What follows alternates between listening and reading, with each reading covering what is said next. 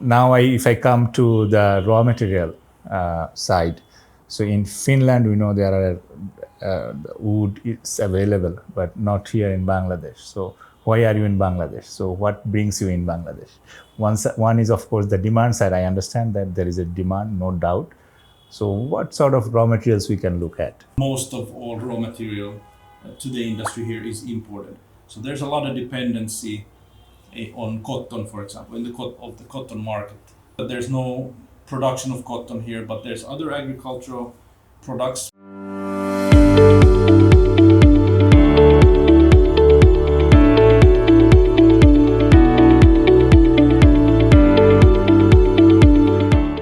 Assalamu alaikum audience. Today we have some special guest with us, in fact, to discuss the necessity and opportunity of new fiber, because in a Bangladesh perspective, when Bangladesh is becoming like one of the leading textile manufacturers, it is already in the second position and there is a potentiality to grow significantly. So in that perspective, and also another perspective is we are mostly importing most of the raw materials. So in those cases as well, the industry is in need of exploring new opportunities, and at the same time it's a time of making the loop closer, meaning looking after the opportunity of reusing or recycling. So meaning the waste, how we can reuse them. So in this perspective, when there is discussions on the opportunity of new fiber, so we got two of our very special guests from Spinnova.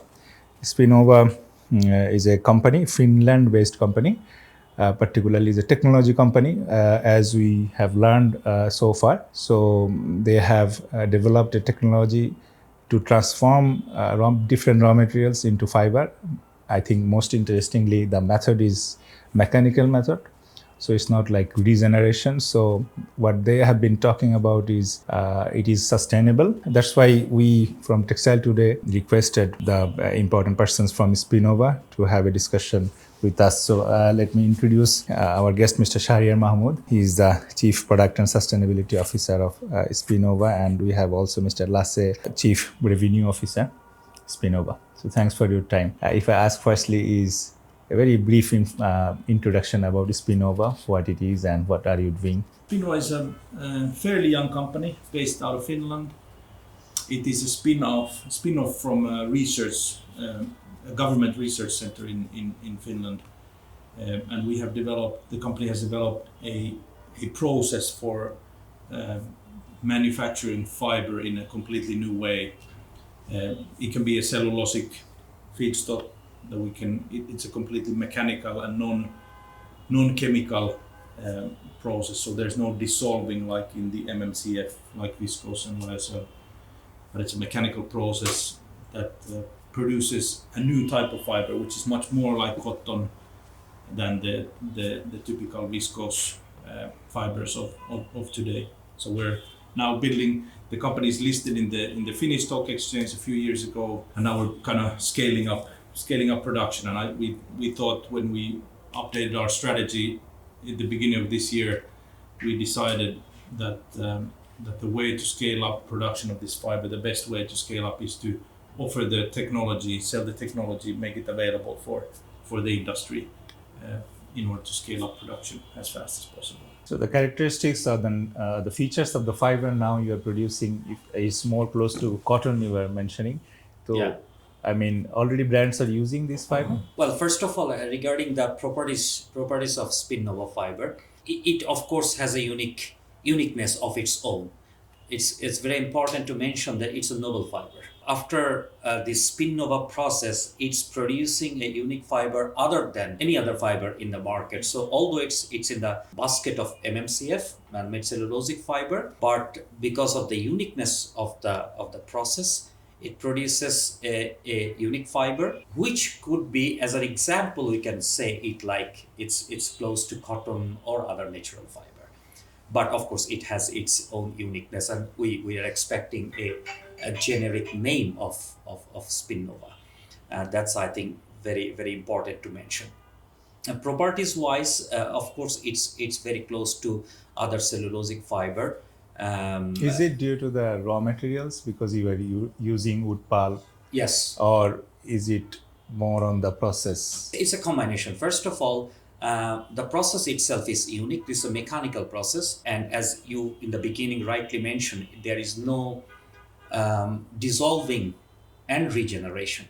So both this dissolving is happening through extensive chemistry, where cellulose modifies in the other MMCF. As Spinnova do not use any extensive chemical process, it's a mechanical process. It's not using any dissolving process.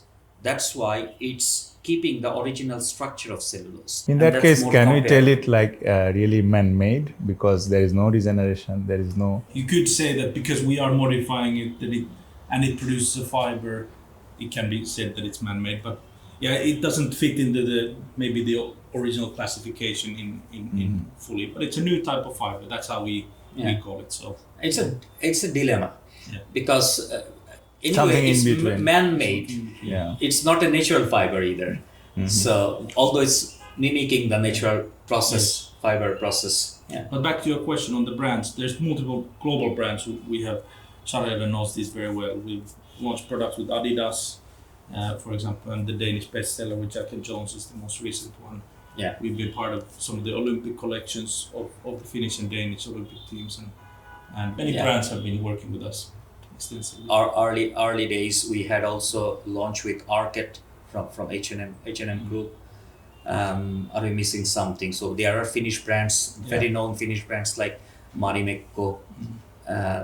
Then we had also launched a product, was it last year, that with Halti, which was one of the most sustainable product in Finland. The fiber they're using coming from wood, basically. And what is the main market position they do? Is it the sustainability or any functionality? Well, first of all, our whole innovation is based on sustainability. It's a sustainable innovation that thus it making the fiber very sustainable. But of course, it has the uniqueness. The fiber talks itself because of the unique properties of the fiber. And probably we'll talk later, but there is really a demand of the natural fiber, cellulosic fiber mainly. There probably Spinnova is the answer. When it will be at scale, a lot of fiber will be available. It will be able to fill this gap that we have. Can you explain a bit, how do you see that there is a demand for new cellulosic fiber? Yeah, maybe I can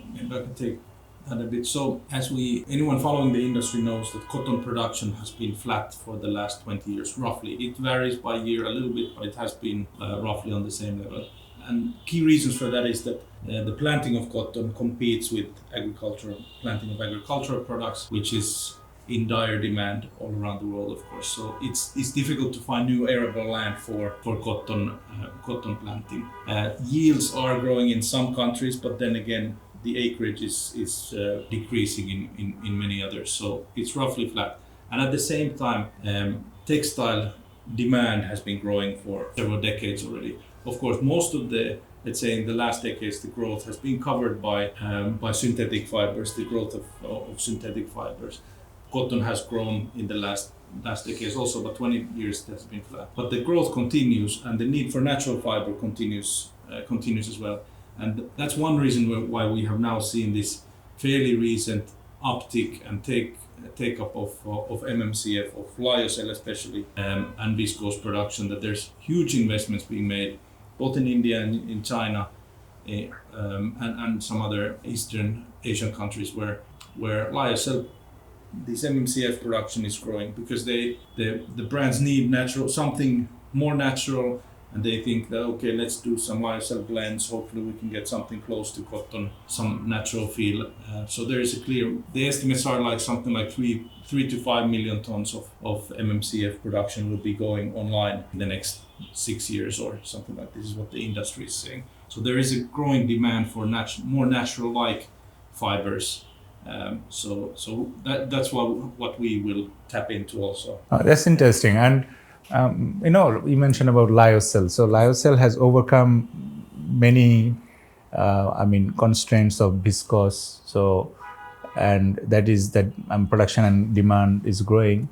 And then where do you see this position of Spinnova? I think we are in a bit in a unique place. You very rightly mentioned that Lyocell has overcome a lot of especially environmental related challenges, recycling the chemicals they use, so sustainable, better, uh, greener process. It's a completely game changer because we do not go on that path at all with the chemical process. It's completely mechanical process. We know there are some certain limitation with the MMCFs. MMCFs mainly this viscose and lyocell. That although it's cellulosic fiber, you can compare it with cotton and other cellulosic fiber, natural cellulosic fiber. Their properties like it has more smoothness on the fiber surface, a bit shininess, the drape when you make the fabric, aesthetical properties in general is quite different than the natural fiber, I think,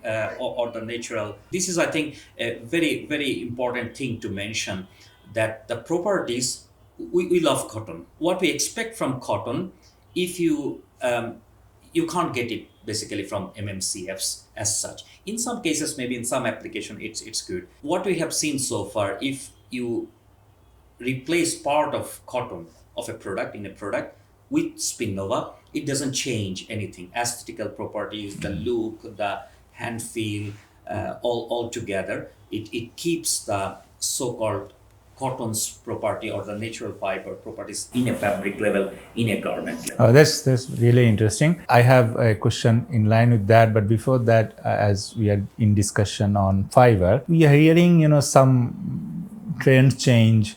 Particularly, people are talking about the bad impact of fast fashion trend, and then some brands they are looking for products which are more durable and could be used more frequent. More times than the previously people have been using, and this is really linked to the sustainability as well. Absolutely. So this Spinnova fiber. One question is this Spinnova fiber. Will that support in that line? One thing, and another one, if there is a trend of this, overall, don't you see that overall demand of fiber will not really increase as linear way as we have been seeing previously?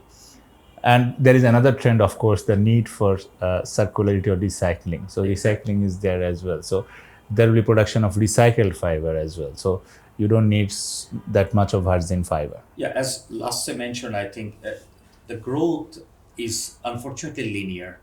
It's good for the fiber industry, but if we see the holistic picture of the fashion industry, where we are trying to reduce the impact through the reduction of the overall use, meaning that less consumption of the fiber at the end, but as Lasse rightly mentioned, that it's actually growing. But I think here, thinking about the durability and the other sustainability aspects for the textile industry, what is needed, I think Spinnova can give you an end-to-end whole package of sustainability. How? First of all, it can utilize multiple good raw materials. Wood pulp is just the starting point. We can use agricultural waste-based pulp, we can use textile waste-based pulp. All these are tested. It's not in a concept level or theoretical level. We are now mainly talking about the cellulosic fiber, which you can compare more with the cotton or other natural fibers. So feedstock-wise, you can use varieties of different sorts as raw material. Then coming to the process itself is extremely unique and sustainable, which actually saves approximately 74% CO2 emission compared to conventional cotton, and 98% at least less water consumption compared to conventional cotton. So process itself is very sustainable. You don't consider the wood production? Definitely, that's another discussion. We can come on to that. Right. This LCA 74% is from the plantation up to the fiber production, and comparing cotton also plantation up to fiber production.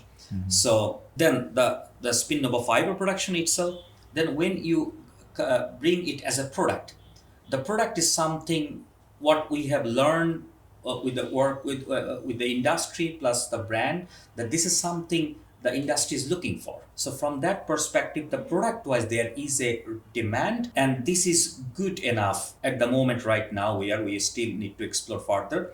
At the moment this is really good enough for different kind of applications that you are using in the cotton. Further to that, the product itself is, if you really go to the sustainability aspects, biodegradable fully, and also recyclable. Recyclable within Spinnova's own technology, we can recycle it. We need to elaborate it in another discussion. But even with the chemical recycling, like cotton bleach products, chemical recycling process, Spinnova is very much recyclable, and also in the mechanical recycling, and pretty much. Some disadvantages of polyester also helps to increase the demand for cellulosic fibers. Exactly right. Yeah. And then in this loop, this what Charere mentioned about the recyclability. So there are no scaled up recycling alternatives currently for other MMCFs, really that would be scaling up. So the Spinnova fiber can be recycled. If you take this, because after the textile recycling, you get the pulp again. So, and we start from pulp. Spinnova process starts from pulp. This pulp can be 100% converted to Spinnova fiber. So any feedstock, if you take a wood-based pulp or agriculture waste-based pulp or textile waste-based pulp, you can, any of those solely 100% you convert to Spinnova fiber. Why I'm saying that? Typically, if you take a textile waste-based pulp, you can't convert it to 100% viscose. You need to still blend it with the virgin pulp. Yeah, there's a lot of contaminants there, so you have to blend a lot of virgin pulp in order for it to pass through the viscose or lyocell process. So you don't get the fully circular. You have to add virgin materials in there. Now, if I come to the raw material side, so in Finland, we know there are wood is available, but not here in Bangladesh. So why are you in Bangladesh? So what brings you in Bangladesh? One is, of course, the demand side. I understand that there is a demand, no doubt. So what sort of raw materials we can look at? Maybe about the market exploration. Yeah, this is very, of course. We want to talk to the industry. That's critical for us. We want to learn and understand the industry, and we know Bangladesh is a key player in the textile industry. So we want to understand what are the concerns, what are the future vision for the industry here. Most of all raw material to the industry here is imported. So there's a lot of dependency on cotton, for example, in the cotton market here. And we know that the cotton markets, especially recently in the last, let's say 15, even 5 years, there's been a lot of volatility in the price of cotton. We hear from players that it's surprisingly difficult sometimes to actually obtain the raw material, and there's a lot of difficulty in the raw material market. But there's no production of cotton here, but there's other agricultural products. We have just discussed yesterday, for example, in the seminar about some agricultural side streams that are here that could be used potentially. And then, of course, the recycled cotton. There's cutting waste from the textile industry that could be utilized here. And so there's different avenues to be found for sure. And if somebody wants to import wood pulp, is that will be also feasible? That can also be done. It's a global market. Wood pulp is a global market of massive volumes, and I showed yesterday a slide where the cotton prices have been quite volatile, but the wood pulp prices have been quite stable over the past 20 years. So there is a benefit to that also if you start with the wood pulp. But of course, I think there's real value to be found also in the kind of circular or side stream raw materials here in the longer term. Maybe it's easier to start off with importing some wood pulp, but then you might want to develop a raw material base here as well. If anybody wants to invest in your technology, so how they can move forward and from where the machine will come, and is it easy to handle? What are the supports you are going to give? Yeah, so we're happy to talk to companies who are interested in investing in fiber production technologies. We are a technology provider, so we will enable companies to invest, build a production line. The machinery, vast majority of all the machinery equipment comes from existing industries, from pulp and paper industry and so forth. So we have our supplier or delivery partners that we call them, who will then kind of supply the equipment themselves. But we will provide all the kind of drawings and the engineering documents needed to build a production line. In this whole process, you must have different partners. So Yes. already I think, do you have all those partners ready? I think if anybody wants to Yes. look at, so you are ready to provide whole service. Definitely, we have already an industrial level. It's a fairly small, but we have an industrial level partner factory in Finland. Okay, I think it is a very good discussion, and for me it's very helpful to learn a lot of things regarding new fiber and regarding the Spinnova technology. So, dear audience, I think you've enjoyed the discussion, and we thank Mr. Shahriar and Mr. Lasse for your valuable time. Thank you very much. Thank you. Thank you so much.